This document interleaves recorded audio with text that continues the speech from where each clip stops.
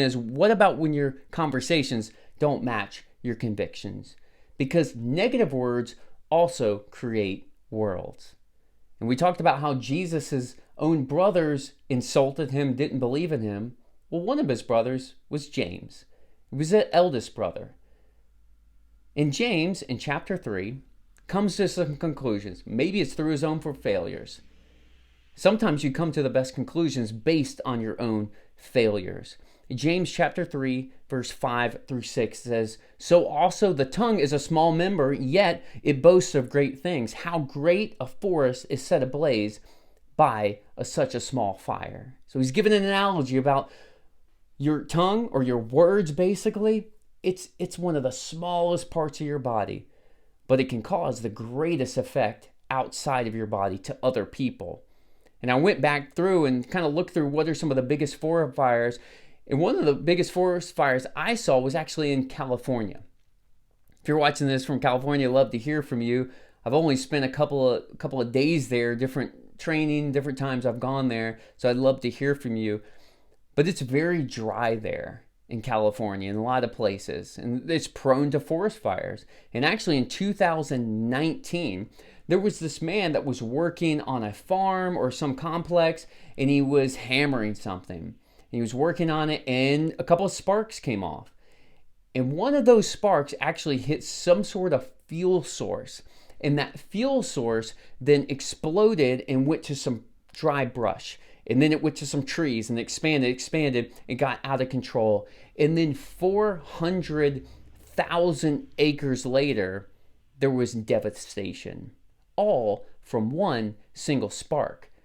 And James is saying that's the kind of effect that your words have. If you think your words don't matter, they really do. Your words create worlds. They also create negative worlds. And for me, there was another story that I remember just growing up. There's probably countless, and you probably have your own as well. But when I was a senior in high school, I was, again, super insecure about a lot of things. Senior in high school, and I went to a science class, and this teacher was going through the roll call. So this was like early on in the semester, early on in the year. This could have been one of the first times. I can't remember exactly. It was very early on. And he's going through, and he gets to my name, Scott Schneiderman, and then he pauses, because like everyone else, he's going through the name, listen off the name here, listen off the name, and then they say here. He reads my name, Scott Schneiderman, then he pauses, looks up, gives me a dead stare, and says, "Your reputation precedes you." Now, I don't know that those words did all of this, but they affected me because I still think about it and still remember it. And that year, I ended up failing 3 core classes: science, English, and math. Now, yes, my work didn't reflect to get those grades. I get it. But there's a thing when people tell you something, you begin to believe it. When somebody says something to you, when you replay it, so I'm saying it is my fault. When I replayed that back in my head about who I thought I was, and he says this is what people think of me, because I was really concerned about what other people thought of me. So I replayed what people thought about me. That was one element of probably many, but it's one that stood out, and I ended up failing 3 classes. Had to go to night school, literally barely graduated high school. It is absolutely by the grace of God that I continued and went to college and did other things. But that's the power of words. That's how words create worlds. And we see the influence of our words have impact on relationships. They really do. And the reason we're talking about relationships is because you're in the ministry. You put your faith in Jesus, you're in the ministry. You're not on the sideline. You're no longer a spectator, but you're in the game. You have a team jersey, you're playing, you're on the roster, and God's sending you out. Maybe you're just standing there right on the field, but God intends that you are in the game and active, because one of the things my pastor says is that Christianity is a team sport. And I love that. That is such a good analogy. That is so true. And we're meant to be partners. We're meant to come alongside. We're meant to do something in the faith. But your words influence other people. They do. 1 Kings chapter 16, verse 30, we learn about this person, and it says something specific. Ahab, son of Omri, did evil in the sight of the Lord more than all before him. That's a massive statement. If you've read through Kings, 1 Kings, 2 Kings, and read through the story, sort of the history of the Old Testament and the Old Testament kings, there were a lot of people that were wicked. More kings were wicked than were good. But Ahab was one of the worst. And at this point, he was the worst. That's a massive statement. But he didn't get there alone. It didn't just happen. The Bible talks about that bad company corrupts good character. You've probably heard this before, but if you show me your friends, I'll show you your future. And it also applies to who you're married to. Probably one of the most significant ways is who you're married to. That's why it's so important to know who you're going to get married to and who you're going to have that closest relation, because it's going to have the most impact on your life. Because we see that Jezebel, his wife, was the biggest influence, and she was a wicked queen. And then we say, well, I don't know, maybe that's just misogynist, maybe that's you're just piling on because she's a woman. But in fact, Jesus says that. Jesus says that the spirit of Jezebel, the same spirit that Jezebel is dealing with, that was still around today. And in fact, Revelation chapter 2, verse 20, it says, to the church of Thyatira, it says, but this I have against you, that you tolerate that woman, Jezebel, who calls herself a prophetess, and is teaching and seducing my servants to practice sexual immorality and to eat food sacrificed to idols. So that's what they were dealing with specifically. But in general, what he's saying, what that could apply to all of us, to you and to me, is the people around us. Maybe it's your spouse, but maybe it's just somebody else. But the problem is what you tolerate.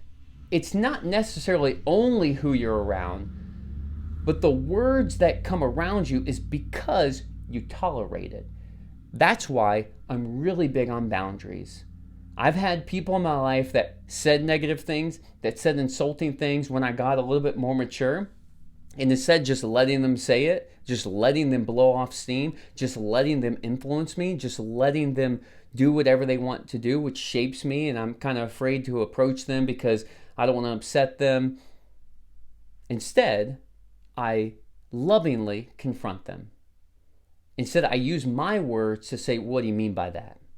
How do you come to that conclusion? Because your words create worlds.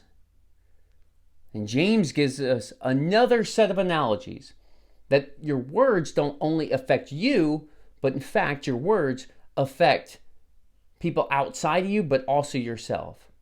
And James, in this first part, he's given an analogy where he's saying a forest fire is like your words affecting other people. But then he's going to go into another set of analogies where he's showing your words don't affect people out there, but your words also affect you in here.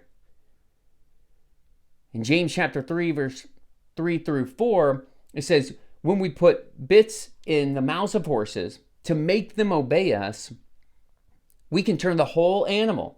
Or take a ship for an example.